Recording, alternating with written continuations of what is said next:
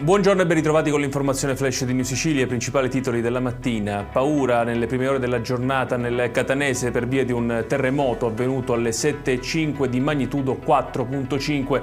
L'epicentro registrato dall'INGV Etneo è stato localizzato sull'Etna a nord-ovest di Ragalna. Il sisma è stato avvertito anche in provincia di Messina e Siracusa, chiuse preventivamente le scuole a Catania per valutare eventuali danni strutturali.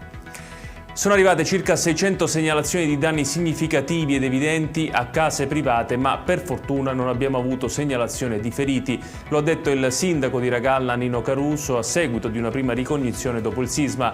Anche il municipio ha riportato danni, ha aggiunto il primo cittadino, ma fortunatamente non strutturali. È diventata definitiva la condanna a 14 anni di Andrea Bonafede, il geometra di Campobello di Mazara che ha prestato l'identità a Matteo Messina Denaro. La Cassazione ha infatti confermato il verdetto della Corte d'Appello di Palermo che ha ritenuto responsabile l'imputato del reato di associazione mafiosa. La DIA ha inoltre confiscato l'auto e l'appartamento a lui intestati e utilizzati dal boss durante la latitanza.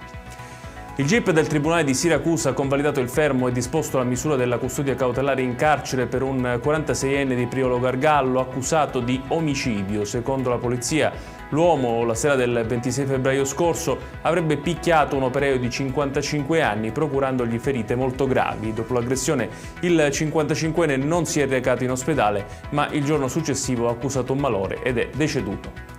Infine, i tifosi del Catania non potranno seguire la squadra nella trasferta contro il Benevento nella partita di domani allo stadio Ciro Vigorito. Il prefetto ha infatti disposto il divieto di vendita dei biglietti ai residenti in Sicilia, con il settore ospiti che rimarrà aperto solo per i tifosi residenti in altre regioni. La decisione arriva a poche ore dalla gara e dopo valutazioni dell'Osservatorio Nazionale sulle manifestazioni sportive che aveva classificato la sfida tra quelle caratterizzate da elevati profili di rischio. Ed è tutto per questa edizione, tutti i dettagli su queste notizie li trovate come sempre sul nostro sito www.newsicilia.it.